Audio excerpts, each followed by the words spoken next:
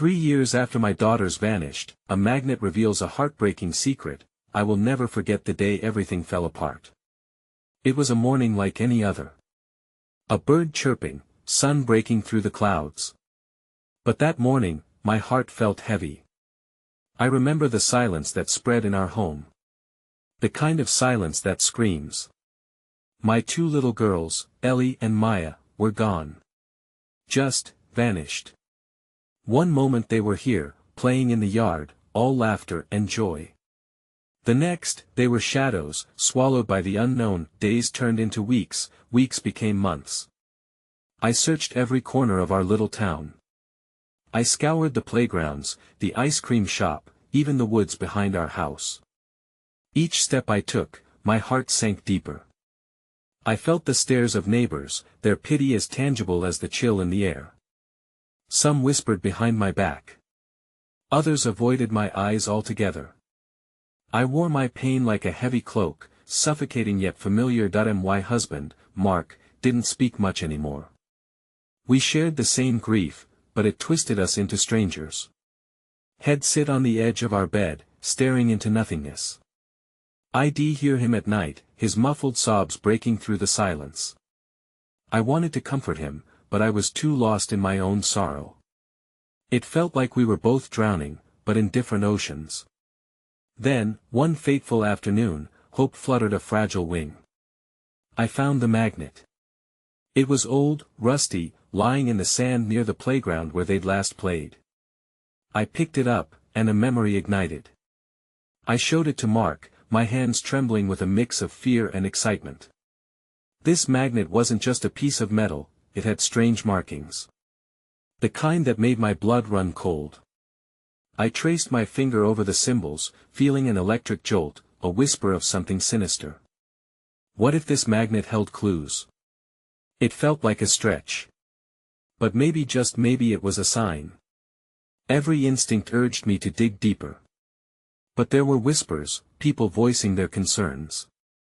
They told me to let it go, to move on. But I couldn't. The urgency burned in my chest. As I pulled the magnet closer, I noticed something that made my skin crawl. A name etched faintly on the back. A name I didn't recognize. Who was this? And why was it connected to my daughter's disappearance? My heart raced. My breath caught. It felt like revelation and dread intertwined. Hey, before we continue with this amazing story, I need to give you an important heads up. Many subscribers have reported that YouTube unsubscribed them without warning. Take a quick second to check the red button below to make sure you're still subscribed to the channel. I'd hate for you to miss any of the exclusive content coming soon.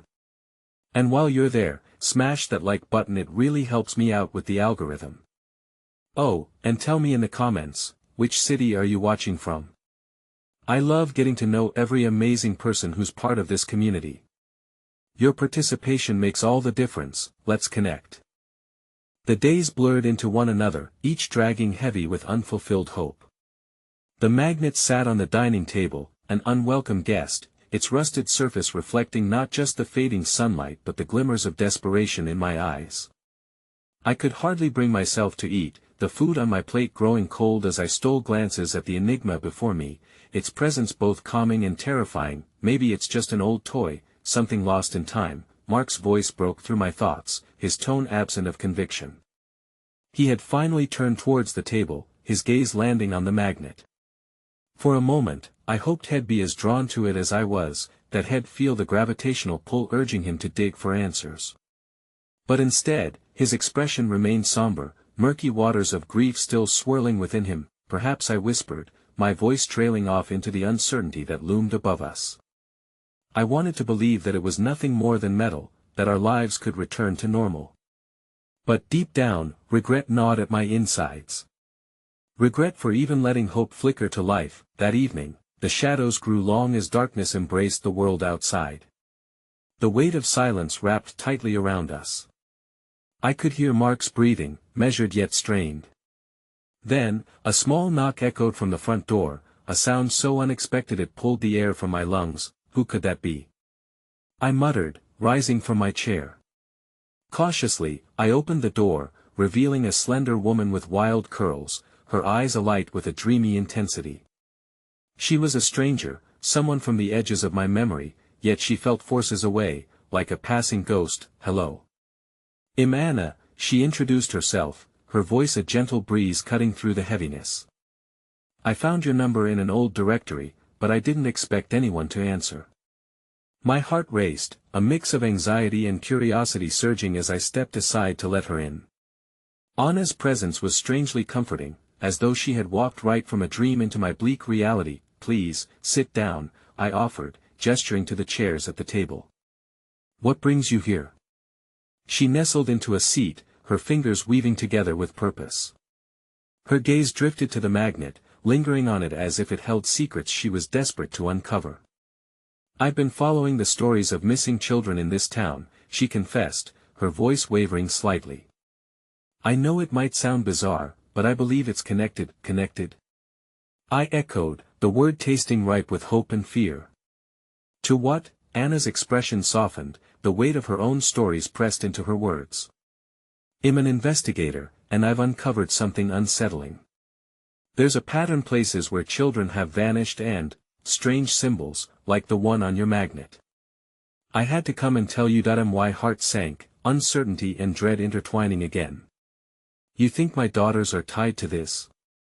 The question slipped from my lips, the vulnerability, the ache of loss, bare between us. "It's a possibility, yes," she replied, her eyes filled with empathy. "But please, let me help you. If you're willing to dig deeper, I can guide you.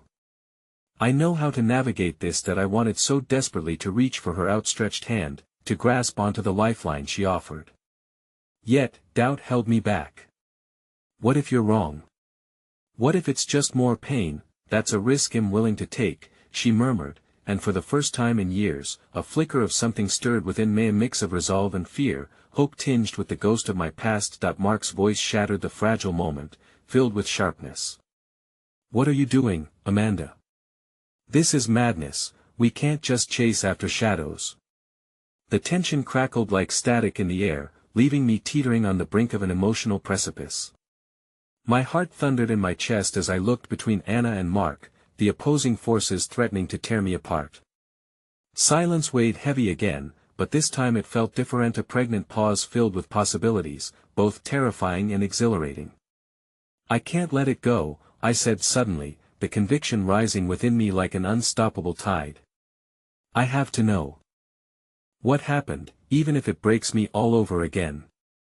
Mark's face twisted in anguish, and I could see the storm brewing in his eyes. "You might regret this, Amanda," but as I stood on the precipice, Anna's gaze unwavering, I felt something snap within me. "Maybe I already do. But I have to try." In that moment, as the ground shifted beneath our feet, the once familiar rhythm of our lives shattered into jagged pieces. Could this encounter lead me closer to my daughters, or would it reveal secrets far darker than I imagined? As the door closed on Anna, sealing her within the walls of our grief, I felt the first real tremor of excitement mixed with dread, and then, as if the universe conspired against me, a chilling realization emerged. My hands trembled as I reached again for the magnet, flipping it over, and the name etched into the metal struck my heart like lightning: Emily Hart.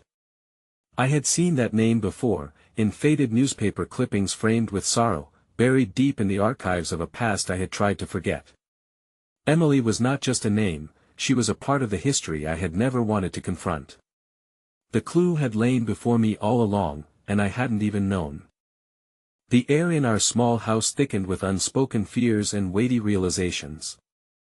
I stared at the magnet, each letter spelling out a tragic legacy that had spread its tendrils into my life without my knowledge. Emily Hart, the name echoed in my mind, colliding violently with my own anguish. She had been one of many lost, a child whose story had slipped from the public's memory just like my daughter's had. Mark stood a few paces away, his face pale, a mixture of horror and disbelief settling in the lines of his jaw. "What is it, Amanda?" he finally managed, his voice trembling. "What did you find?" It's the name," I stuttered, the truth clawing its way from the depths of my throat. I gripped the magnet tighter, its coldness now a stark reminder of the warmth I'd lost. Emily Hart. She went missing several years ago, just like my girls that I remember. Mark's face faltered as he pieced together the fragments of our past, the stories buried in the small-town newspapers we once skimmed for distraction from our own grief. But that was so long ago. Why does this matter now? Because this isn't just history, this is a pattern. My words echoed with a newfound urgency, pulse quickening with every syllable. Anna said there are others, Mark. She said she knows more. There could be connections we never considered. For a moment, his face darkened. Those files, those memories. Are you sure you want to go down this path, Amanda? I stepped closer to him, searching for a spark of the man I once knew, the man who fought alongside me through despair. I have to know. Those girls, they're all part of a bigger picture, and if I don't dig deeper, if we don't allow ourselves to confront this, you'll always wonder what could have been. He stared back at me, his blue eyes a tempest of conflicting emotions: fear, protection, sorrow. And if we find something that shatters us even more? What if we end up losing each other in the process? I can't lose that hope. Not again, I whispered, the weight of my confession hanging in the air. Mark's shoulders sagged, and for the first time since this nightmare began, I saw a glimmer of agreement flicker across his face. Then let's do it together. But even as he spoke, an invisible barrier lingered, like a ghost tethering him back. Before we could delve further into the labyrinth of memories, a sudden crash startled us. The sound echoed through the hollow hall, dragging our attention away. Heart racing, I rushed down the corridor and into the living room, where a window had been thrown wide open by a night gust, the curtains fluttering wildly as if trying to escape. That a fluttering piece of paper danced on the sill, its edges tearing against the wind.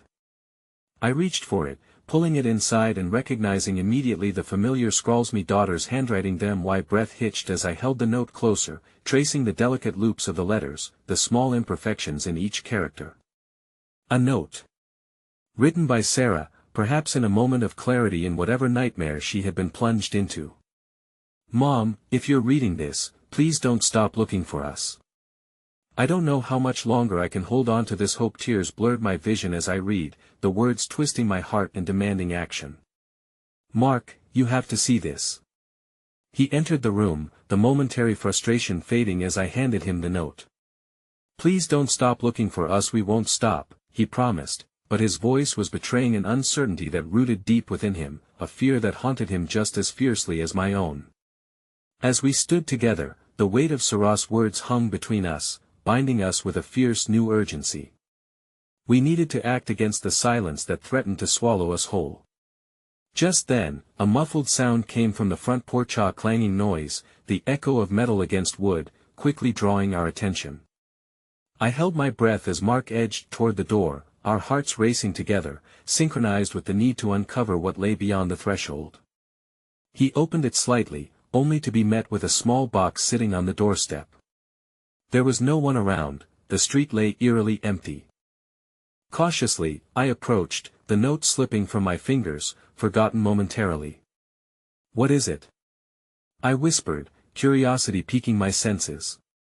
Mark picked up the box, the surface adorned with strange symbols I recognized intimately now.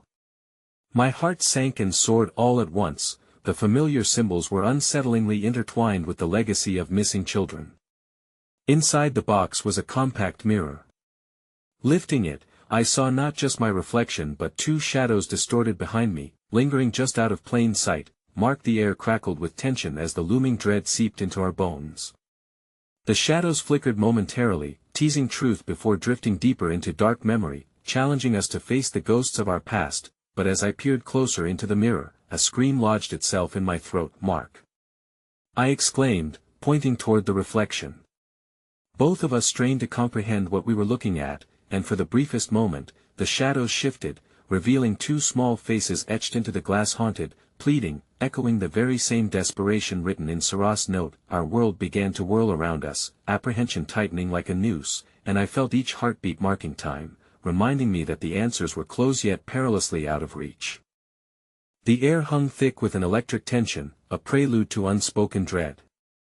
The compact mirror trembled in my grasp as if it were a doorway to another world, one that I yearned to explore but feared to enter. The fleeting glimpse of my daughters' faces flared up like a beacon of hope before dissolving back into the shadowed glass. Did you see that? I breathed, both exhilarated and terrified. They're in there, Mark. I know they are. Mark's gaze was fixed, his expression a tempest of disbelief and sorrow. They can't be. It must be just a trick and illusion. We need to think rationally, Amanda. Rationality isn't going to bring them back. Look. I pressed the mirror closer to him, desperate for him to see what I had seen. We have to figure out what this means. He stepped back, shaking his head, the way a parent might when a child brings back an impossible drawing. Those are just reflections. Ghosts of our memory, not more. No. I felt the heat rise, fueled by a desperate need to grasp even the faintest glimmer of truth. I can't let you dismiss this. What if this is a sign? A way to reach out to us? A sign. He took a deep breath, the weight of our shared past evident in his furrowed brow. We've been grasping at shadows for so long. What if diving deeper only pulls us further into darkness? I felt the walls of our small home closing in, the familiar comfort peeling away to reveal the cold grip of fear. But what if we're so close? Mark ran a hand through his hair, the gesture filled with frustration and a hint of resignation. Fine, let's at least be careful. If this leads us anywhere, we need to be prepared for whatever we might find. Before I could respond, a chill swept through the room, closing around my throat. The unnerving feeling of being watched returned, prickling against my skin, and I turned to the mirror again. The shadows within had retreated, but something still lurked at the edges of my periphery. Mark's voice was suddenly cut off by a distorted sound that echoed through the mirror, a guttural wail that resonated like an anguished cry. It crashed through my heart, icy fingers gripping my soul. Did you hear that? I whispered, my voice trembling as I backed away, pressing myself against the cool wall. What was that? Mark took a step toward the mirror, but the shadows flickered in a frenzy, swirling into an abyss of darkness. Don't! I shouted, reaching out as deep shadows threatened to swallow the light. Please don't. The mirror exploded with an ephemeral brilliance. Visions swirled before us, flashbacks twisted together with raw images, the faces of lost children overlapping, their mournful expressions carving deep lines of sorrow upon my heart. A kaleidoscope of memories engulfed us, drowning out reason. Then, abruptly, silence fell like an oppressive weight. The mirror returned to its stillness. Had we imagined it? The weariness and fear clung to my bones, but the flame of determination ignited within me anew. Mark, we have to find them. But we have to do it right. We need a plan. That he nodded reluctantly, the tension in his shoulders easing just slightly as he caught the fervor in my eyes. Okay, so where do we start? We can't just throw ourselves into the unknown without understanding what we're walking into. That I shifted, my mind racing as fragments of the past collided with the present. We talked to Anna, maybe she knows more. The connection to Emily, these shadows can't be coincidental. He hesitated, a flicker of doubt shadowing his face. But Anna's been unstable. What if we trigger something in her? A tightness gripped my chest. I knew that Mark was right. Anna had been struggling, torn apart by grief, her reality warped into something unfathomable. But she's our only lead. We can't let fear hold us back. Just promise me, he implored, his voice cracking with desperation. Promise me we'll keep each other safe. That I promise, I whispered, feeling the gravity of my words twist around us like an unbreakable bond. As we turned to leave, my heart raced, uncertainty promising to intertwine with my resolve. The moment we stepped outside, I clutched the mirror to my chest, that nagging feeling darkening the edges of my mind. What awaited us in revisiting the past? The cool night air wrapped around us, but the promise of action held me taut, walking a tightrope between fear and hope. Every step felt monumental, as if we were stepping deeper into the unknown, mere silhouettes against the rancorous shadows of our own shattered history. Yet, as we reached the end of the driveway, I caught a glimpse of someone standing at the edge of our street. A figure cloaked in darkness, watching us with a gaze that sent cold shivers down my spine. Frozen in place, I felt time stretch around us, the night thickening with unsaid truths. Mark, I whispered, a sense of foreboding swelling. But when I turned to him, my heart half frozen, he was already too far behind to see what had me rooted in fear. The figure at the edge of our street seemed to pulse with the shadows around it, an unsettling shape that shattered the fragile calm I had clung to. I wanted to move, to draw Mark's attention, but my feet were glued to the pavement, as if the very weight of my dread had anchored me to the spot. Amanda. Mark's voice was distant, drifting through my fogged senses. He was calling for me, but all I could do was stare into the murky outline ahead, waiting for it to dissolve back into the night. But it didn't. Instead, it took a step forward, breaking the spell that gripped the air. Manda, it spoke, a whisper laced with the familiar cadence of a beloved voice. My breath hitched in my throat, the world narrowing to that single utterance, a ghostly reminder of days past. Maddie. I managed to gasp, the name slipping free before I could catch it. Panic fluttered in my chest like trapped wings, wildly beating against expectations versus harsh reality. The figure remained shrouded in twilight, lips moving but words lost in the distance. I felt a surge of warmth pulse through the air, a fleeting connection wrapping around me like a long-lost embrace.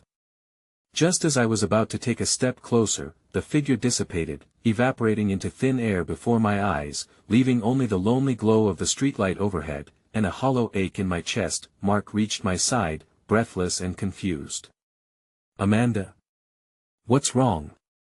His hand grabbed my upper arm, grounding me in the shifting reality. Did you see her? I stammered, heart racing. It was Maddie. I swear, Amanda, there's no one there. His voice, filled with concern, turned into an anchor of harsh reality, but I couldn't shake the feeling. You're overwhelmed, we should get to Anna. We'll figure this out together, but the vision clung to me like a wet blanket, and the warmth faded into shadows once again. No. I need to go back. I need to know the truth. Maybe she's trying to tell me something. Amanda, please. This isn't a game.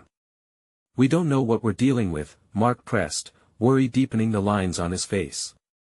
The conflict inside churned, as a wave of frustration crashed against my resolve.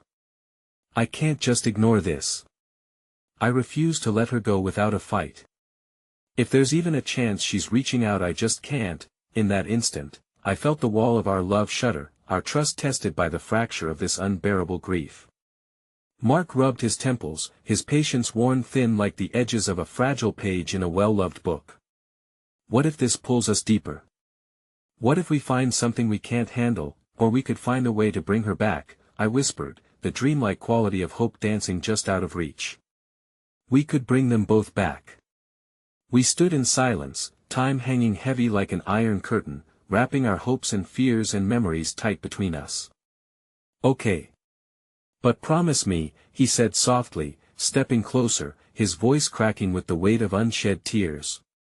We take it slow. We don't rush in blindly. We're doing this together, no matter what comes. That I nodded, clinging to that fragile promise like a lifebuoy amidst turbulent waters. As we turned back towards the house, the oppressive air seemed lighter if only for a moment. We could handle this, together. Each step toward Anna's house felt monumental. The cool breeze whispered around us like a shroud, yet behind it lay a promise of clarity. But as we approached her door, a sensation skittered across my skin, the prickling recognition that I was being watched once more. I glanced back over my shoulder, back to the street we had just traversed, and found myself staring into a pair of luminous green eyes. A sense of dread flowed through my veins as the creature, tall, shadowy figure with Angelina-like proportions, emerged from the darkness, walking quietly down the street and into the pale illumination of the nearest streetlight. What is that? Mark asked, his arm tightening around mine. I don't know, but a familiar pulse echoed through me, pulling at my very essence like a magnet. I could almost hear the faint whisper of my daughter's laughter entwined within the darkness. It was both beautiful and terrifying that I turned away from the figure, my breath coming in frantic gasps, a crescendo of fear punctuating the stillness. I had to turn back and go to Anna, to embrace the shadows, to confront whatever horror lay ahead. But now, what awaited us felt bigger and darker than we ever dared to imagine. And so, as we stepped into the warm glow of Anna's house, I could no longer tell whether we were seeking salvation or running headlong into oblivion. The walls resonated with the weight of every heart that had ever dwelled within them, and though uncertainty loomed, a tiny ember of hope ignited in the depths of my heart, a hope that perhaps, just perhaps, we were not as lost as we felt. But then the ground shifted beneath us. A drawer creaked open somewhere inside her home, and a low, spectral voice echoed through the hallway, sending shivers down my spine. "You shouldn't have come back." The shadows flickered ominously, and I could only grip Mark's hand tightly, as the air thickened with the promise of revelations long buried. The air inside Anna's home was thick with anticipation and the scent of forgotten memories, mingling into a potent cocktail that both thrilled and terrified me. As the phantom voice lingered, fading into a distorted echo that clawed at my mind, I turned to Mark, his face pale and etched with concern. His hand clasped mine tightly, a lifeline in this storm of uncertainty. "Did you hear that?" he whispered, his breath a warm gust that contrasted with the chilling tone we had just encountered. "That I did," I nodded, my voice trembling as I took a hesitant step forward. "Who was that?" My heart raced, tinged with both trepidation and curiosity. I had hoped to find answers, but now the weight of the unknown pressed heavily against my chest. Mark hesitated, glancing around the dimly lit hallway, shadows creeping along the walls as if alive. "Maybe it's just an old house creaking." "No," I interrupted, the conviction in my voice surprising even myself. "That was something else." But before Mark could respond, a direct creak filled the silence again, this time from above us, like a footfall made of pure dread. We exchanged a look that said everything our words couldn't. "Anna?" I called, my voice barely above a whisper. "Are you here?" There was no reply, only the continued murmur of the house shifting around us, as if it breathed deeply, sharing in our trepidation. The kitchen still radiated warmth, the lights flickering gently, casting playful shadows, but that underlying sense of foreboding refused to lift. "Let's go find her," Mark said, his resolve bubbling to the surface, blending with that ever-present urge to protect me. "Okay," I agreed, taking another step forward, my pulse pounding a frantic rhythm in my ears. We moved deeper into the house, past old photographs framed on the walls, curling edges holding stories that felt like whispers from another lifetime. Mark paused at a door slightly ajar, the muted light spilling into the hallway like a beckoning hand. We exchanged a glance again, caution seeping into the edges of our bravery, but fear lost to the desperation for clarity. Pushing the door open, I stepped inside, my heart in my throat. The room was cloaked in shadows, the scent of stale air lingering like a hidden ghost.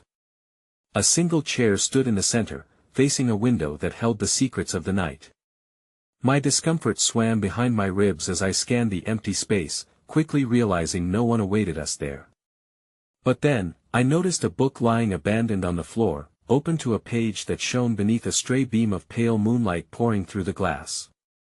I bent down, bracing for whatever revelation might loom ahead, and began to read the clearly inked letters. "When the past calls, it does so with a magnetic pull. Those who listen never forget the heart's deepest truths." The words felt like a jolt, echoing in my mind as memories of my daughters flooded back, thick and heavy, weighing down on me like the earth beneath my feet. I pressed my thumb across the page, wishing I could rewind time, wishing I could recapture all the moments then and there, when laughter marked our days, and shadows were mere playthings. "Amanda?" Mark's voice broke through my reverie, and I looked up to see him standing at the door, a shadow just outside the light, concern etched upon his features. "What did it say?" "There's something about the past pulling people into the truth," I stammered, a shiver climbing my spine at the implication. "It's like it's warning us." Before I could finish, the room seemed to shift, the shadows deepening as the whispering spirit suddenly became more resonant, clearer. "You shouldn't have come back," it warned again, more defined this time, as if drawing nearer, and my breath caught in my throat. A chill traced up my spine like the touch of a lonesome spirit. Suddenly, the contents of the room twisted, old photographs flying off the walls in a swirling dance of faded faces and fragmented stories, enveloping me in an abyss of longing intertwined with dread. My heart thundered, echoing the chaos around me. "Mark! Get back!" I yelled, but even as I said it, a dark figure flickered into view among the debris, pulsing with an otherworldly light that sent waves of terror crashing over me. And then, through the shadows, an unmistakable voice rang clear, drenched in emotion. "Manda, please don't leave me again." My heart plummeted, recognition slicing through the tumult as the spectral figure emerged fully. Maddie's image I had seen in the street, her luminous green eyes piercing through the dark, filled with a longing that resonated within my very soul. "Mom," she called out, a plea that shattered the walls guarding my heart. The truth hung heavy in the air, and just as I took a step towards her, drawn by an anchor stronger than reason, the figure began to distort, flickering between the familiar face of my daughter and the shadowy being that had haunted me. No. No. I screamed, reaching out. But the room tilted once more, shadows curling around me like tendrils of fear and doubt, as the light dimmed. "Time is running out," the voice echoed ominously, and I was left splintered between anguish and the fierce glow of love that would always draw me back, even if it meant facing the darkest secrets woven into the threads of our fates. As the room swirled into chaos, and I struggled to grasp onto any reality, the final revelation struck me with searing clarity. Maddie was not just calling for me, she was warning me about what lay ahead, and with that, the darkness swallowed all sound, leaving only the bittersweet taste of both sorrow and lingering hope suffocating in stillness. The chaos faded into an eerie quiet, the kind that feels like a pause before a storm. I blinked, disoriented, as if waking from a dream. The room now felt ordinary, devoid of shadows or phantoms, yet the weight in my chest remained, a leaden reminder of the specter I had just borne witness to. Mark stood frozen at the doorway, the blood drained from his face as he searched my eyes for answers. "What just happened?" His voice was barely a whisper, as if speaking too loudly would shatter the fragile calm. "2 saw her," I stammered, clutching the edges of the now closed book, the pages still warm under my fingers. "Maddie, she was here, Mark. She was here." He interrupted, disbelief etched in every line of his face. "You can't be serious. You think that was really her?" A flicker of doubt passed through me. "I don't know, but it felt real. She called for me." Mark took a deep breath, running a hand through his hair, trying to process my words. "This house is playing tricks on us, Amanda. It's an old place, full of creaks and groans. It doesn't mean, but it does." I burst out, fierce urgency lighting my voice. "I can't afford to ignore this. She's trying to tell me something. What if she needs help?" His brow furrowed deeper. "You need to be careful. Sometimes, what we wish to believe can distort our reality." "But I want to believe," I implored, stepping closer, desperation jutting into my tone. "What if I can find her? What if seeing her was a sign that I can still reach her? We can." His words were firm, a wall I couldn't break through. "We don't even know if it was her. We don't know what's happening here." Hope and fear warred within me, tattering the thin threads of my resolve. As I studied Mark's expression, a sudden thought pierced through the fog. "You didn't see her. You didn't hear her call for me, did you?" He hesitated, looking away as if the truth itself was an unbearable weight. "No," he confessed, finally meeting my gaze again, uncertainty swirling in his eyes. "No, I didn't." A silence wrapped around us, heavy with unshared burdens. The world outside felt impossibly distant, but the enormity of what was at stake kept my heart racing. What if I was losing my grip? What if my anguish was leading me to madness instead of clarity? "Let's go out," I said suddenly, the urgency of the moment pressing down on me. "Let's walk. The air out there might help clear whatever is happening in here." Mark nodded, his expression softening, the worry smoothed out by a hint of understanding. "Okay. Just let's be careful." As we stepped out of the house, the moon hung low, casting a silver glow over the garden where memories lingered like whispers in the wind. I felt a chill brush against my skin, but it was more comforting than frightening, a reminder of the bond one needed to re-establish. "Do you think we'll ever find them?" I asked, the question spilling out, less about the physical search and more about the concept of never giving up on hope. Mark looked ahead, deep in thought. "I think we have to believe so. Sometimes, we find our way through the darkness by holding on to faith." And just like that, a flicker of warmth broke through the shadows in my heart. Perhaps it was not impossible.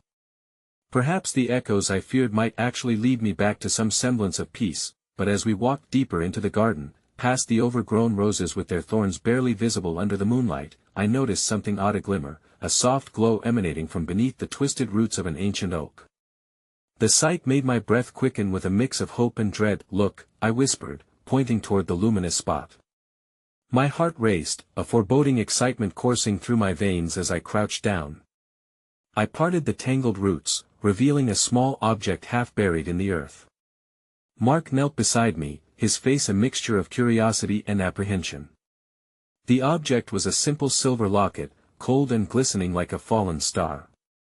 My hands trembled as I picked it up, remembering the comfort of such tokens, each one strung with the threads of memory. When I opened it, a whisper escaped my lips, a name etched in delicate script inside, Maddie. The photo it contained was so familiar, the image of my daughter's smile bringing a rush of warmth where there had been emptiness, but as I stared deeper into the locket, I noticed something, another photograph, one I had never seen before, tucked behind Maddie's. With shaking fingers, I peeled it back, revealing a face that sent my heart plummeting straight into an abyss of confusion and despair. "Mark," I breathed, my voice strangled with realization.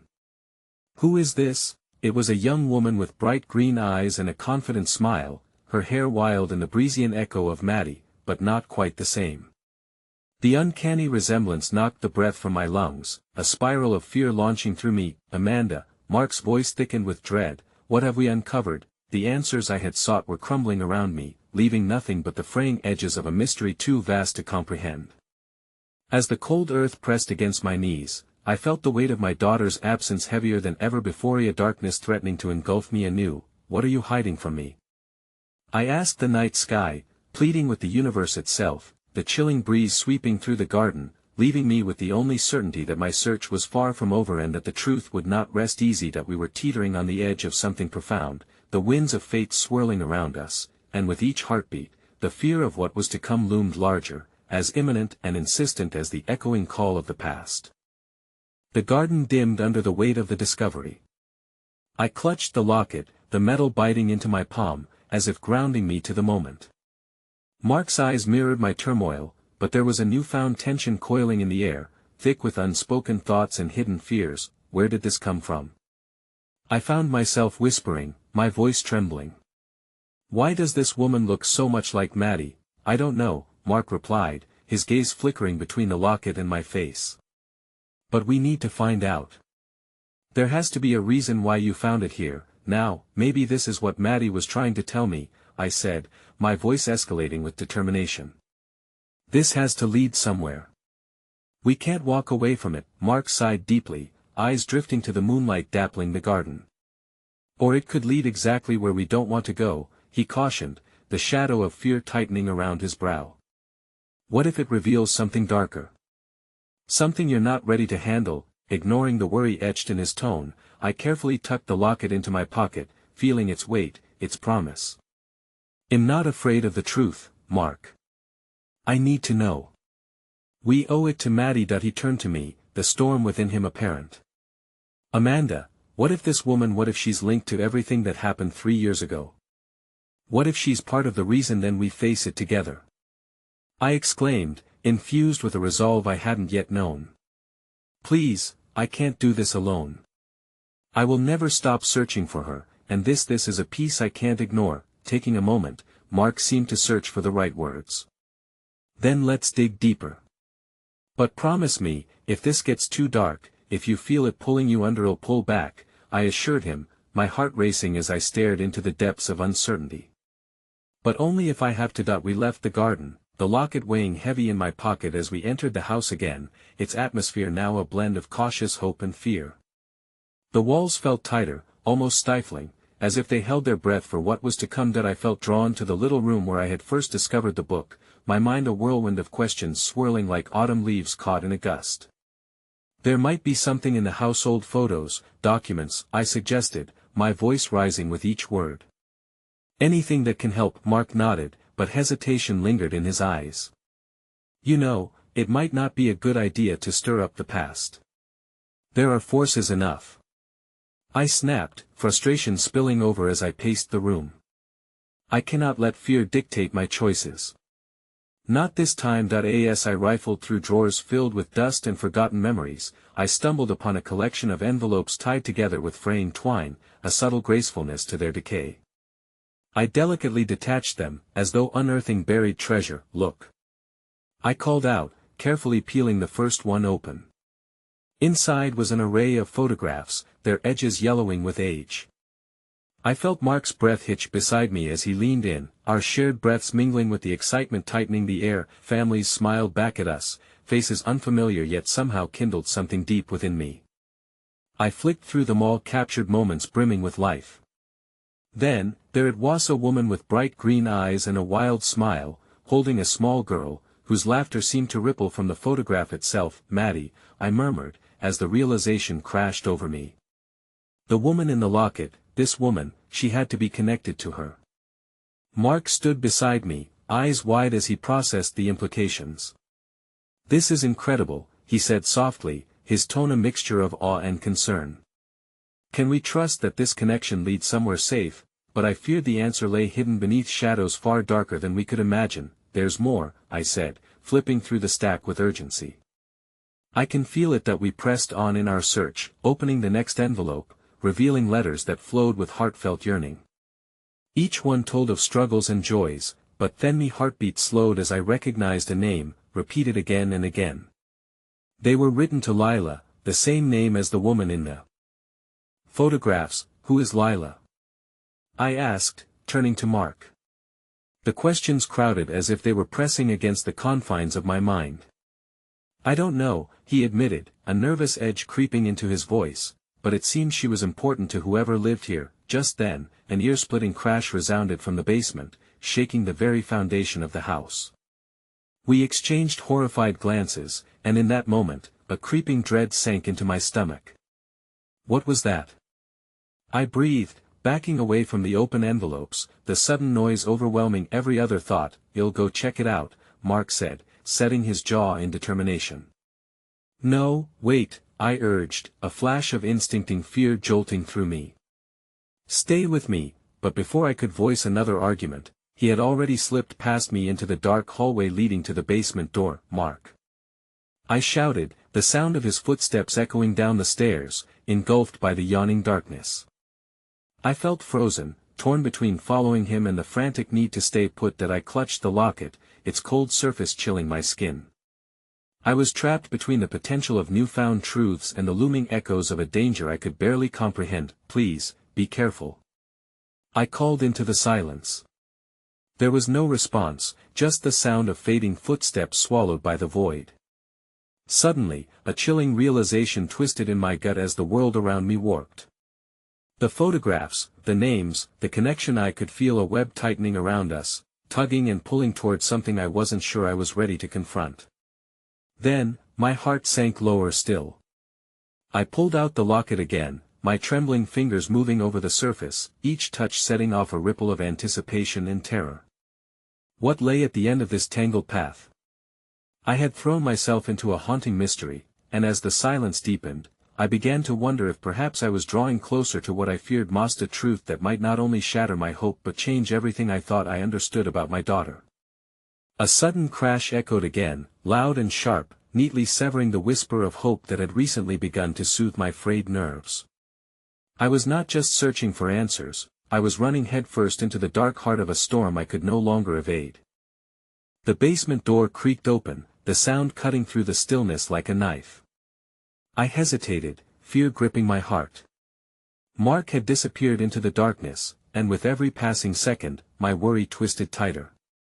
I wanted to scream for him, urge him to come back, but instead, I stood frozen, the weight of the locket constricting my chest. After what felt like an eternity, I took a deep breath, summoning the fragments of courage that flickered within.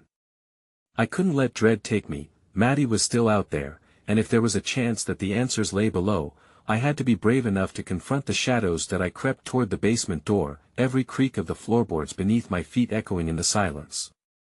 Mark! I called softly, my voice trembling. The stillness returned my call, unanswered. I swallowed hard, my heart racing as I gripped the door handle tightly and pulled it open. A thick veil of darkness loomed ahead. The air grew colder, almost sharp against my skin. I fumbled for the light switch, my fingers shaking.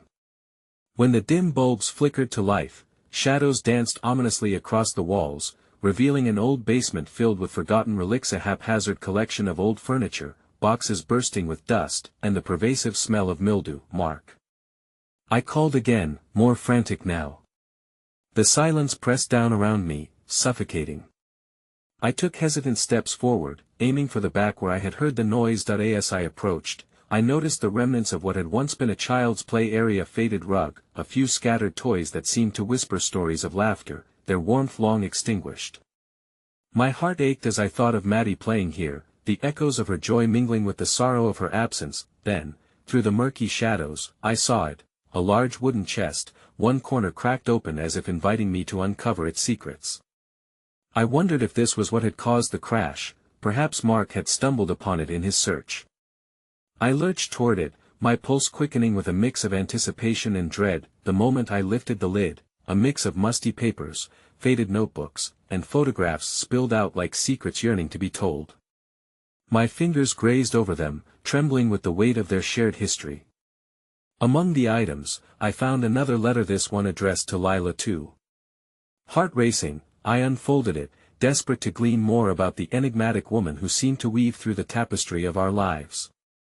Lila, it read, I miss you more with each shadow that passes. You are the light I cannot chase away. I blinked back, tears, overwhelmed by the raw emotion splashed across the page. The words tugged at something deep inside. Might they hold the key to understanding Maddie, to understanding why she had vanished? Fueled by an urgent need for clarity, I rifled through more papers, until I stumbled upon a worn envelope marked with my daughter's handwriting. My breath caught in my throat. It felt like opening a portal to a long-lost piece of her, the part that had been snatched away so cruelly. My fingers trembling, I opened it. Inside were drawings. Vibrant colors burst forth from the paper, filled with childlike wonder. At the center of one drawing, a wild-haired woman with striking green eyes held the hands of two laughing children, a family captured under a radiant sun. I clutched the artwork tightly, unable to look away. The woman in the drawing was undeniably Lila, and the children, they were Maddie and a little boy I didn't recognize. Suddenly, deep echoing footsteps resonated from the stairs, and I dropped the letter, fear slamming into me. It was Mark. Rushing to the stairwell, I found him emerging from the darkness. His face was pale, and an unease hung in the air around him. Mark. What happened? I asked, my voice barely above a whisper as I glanced nervously back at the shadows. That he ran a hand through his hair, breathing heavily. I found something you need to see, he stammered, his eyes wide, a mix of apprehension and urgency reflecting in them. What do you mean? I pressed. The locket felt heavier in my pocket, throbbing against me like a heartbeat of its own. Before he could respond, a noise echoed from behind him, a low growl, deep and menacing. It was then I realized we weren't alone. What dash? My breath caught, a primal fear spilling into my veins as I instinctively drew closer to Mark. But then, in the dim light, I caught a glimpse of a shadowy figure approaching, a figure with a familiar outline that made my stomach drop. The weight of every unspoken fear crashed over me as recognition began to take hold, pulling taut the strands of uncertainty. Lila. I whispered, my voice trembling, the name escaping my lips like an invocation. The figure paused, and in that moment, everything around us stilled. The room, the shadows, each whisper of the past seemed to hold its breath. Who are you? Mark's voice trembled, a mixture of confusion and protectiveness, but before I could utter another word, the figure stepped into the light, revealing a face I knew, the one I had searched for in every corner of my heart.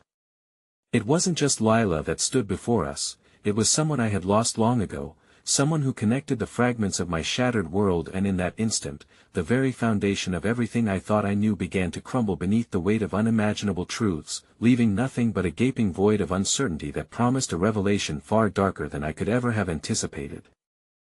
It felt as if the air stilled completely, the world shrinking around me until only Lila remained, a haunting specter from my past. The shadows folded around her, yet her presence remained effortlessly luminous, a curious juxtaposition that set my heart racing. Lila. I breathed again, the name trembling upon my lips, every syllable an echo of fear and wonder. Is it really you? Every inch of my body clenched with disbelief. This woman stood before me, yet she was seamlessly woven into the fabric of the life I had lost.